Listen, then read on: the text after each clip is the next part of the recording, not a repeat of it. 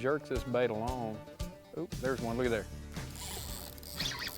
I got one on the old floating worm. That's one thing, you know, a floating worm is kind of a bait that always, when in tough times, works.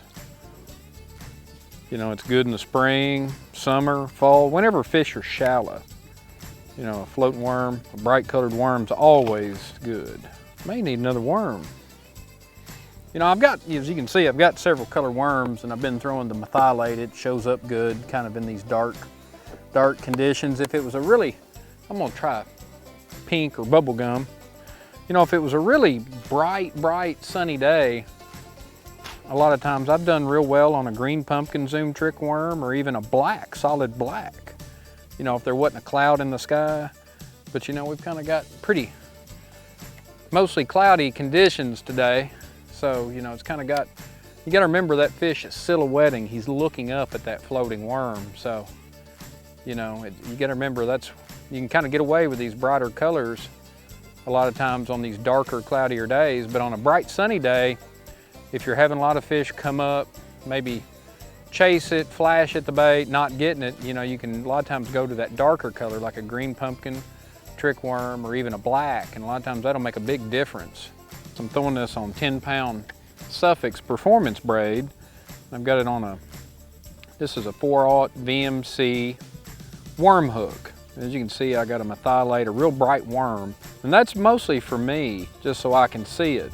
You know, they make them in white, yellow, pink, and I'm throwing that on a Lew's 7-foot medium heavy action spinning rod with a Team Lew's Pro spinning reel. And I'm just throwing it out there and twitching it, and the water's fairly clear. There's old grass underwater, and I'm just kind of slowly twitching it with little short jerks, just kind of like walking it back to the boat, and then just watching. And a lot of times you'll just, all of a sudden, I'm sitting there watching that bright orange, it'll just disappear.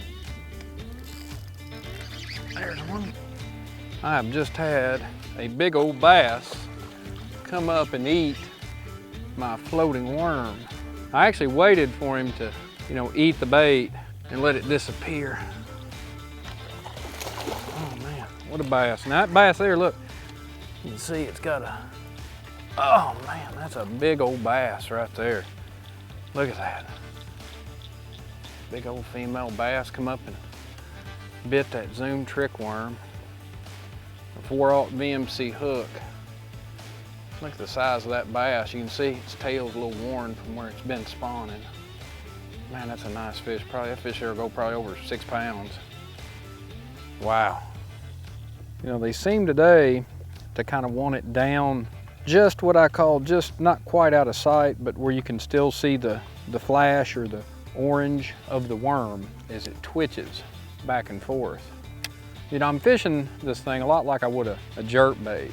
You know, I'm just jerking the slack, causing that worm to walk back and forth and letting it sink, and just trying to kind of keep fishing it down there a few feet down in the water column and pausing it every now and then, allowing that worm to sink or flutter down.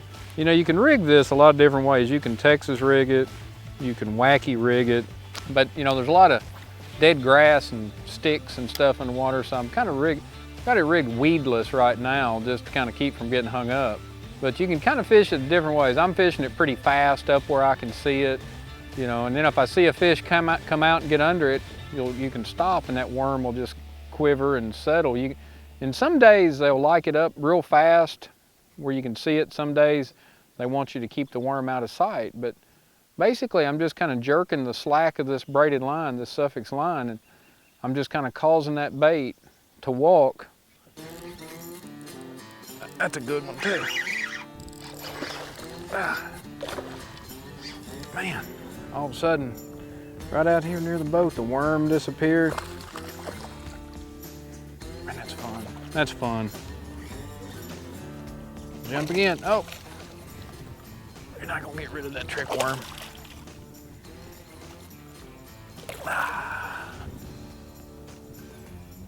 That's a nice bass there. Got him right in the top of the mouth.